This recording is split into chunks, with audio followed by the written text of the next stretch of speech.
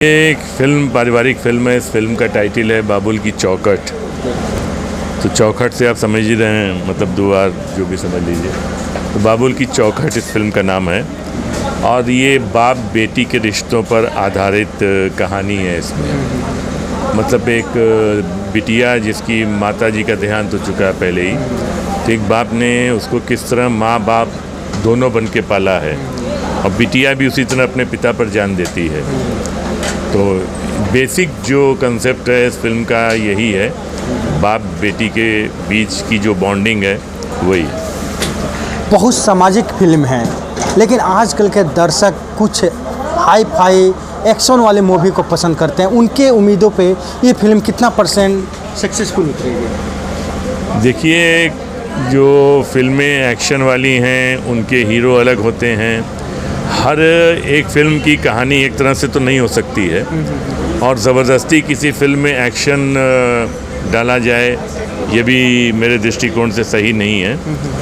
और हम लोग का देखिए, आजकल जो टीवी की दर्शक है, तो टीवी की दर्शक हमेशा से ही ज़्यादातर महिलाएं होती रही हैं। तो उनका क्या है, इमोशनल ड्रामा उनको देखने में ज़्यादा पसंद आता है और वही चीज़ें हिट होती हैं जो इमोशनल होती हैं।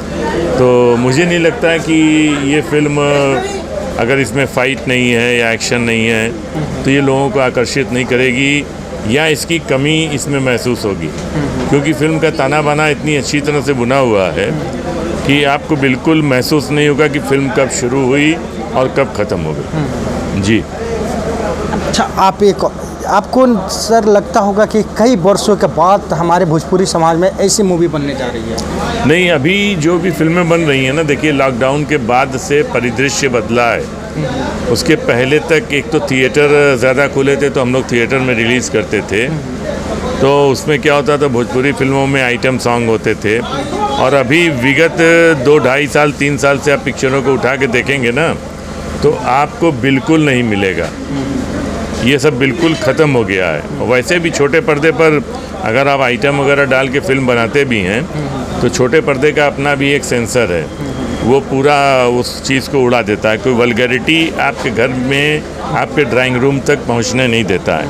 इसलिए लोग पहले से ही इस तरह की फिल्में, और आजकल ज़्यादातर पारिवारिक फिल्में बन रही हैं। यानी पहले का दौर जो था फिर से वापस लौट आया। जी, अभी आप जितनी भी फिल्में उठा के देखेंगे या टीवी पर देखेंगे, और जियो जैसा प्लेटफॉर्म भी भोजपुरी को लेके आ गया है।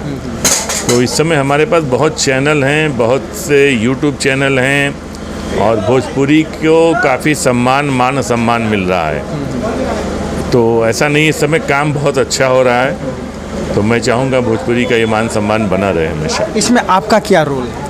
इसमें मैं हीरोइन के पिता का रोल कर रहा हूँ। हीरोइन का पिता? जी। कितने दिन में ये फिल्म दर्शकों को देखने को मिल जाएगा लगभग? अभी आज तो इसकी शूटिंग शुरू हुई है, तो ये मान लीजिए कि एक फिल्म बनने में, फिर उसका पोस्ट प्रोडक्शन होने में और आप तक पहुंचने में करीब 6 महीने तो लग जाते हैं, 5-6 महीने। जी। क्या नाम हुआ? मेरा नाम अनूप अरोड़ा है।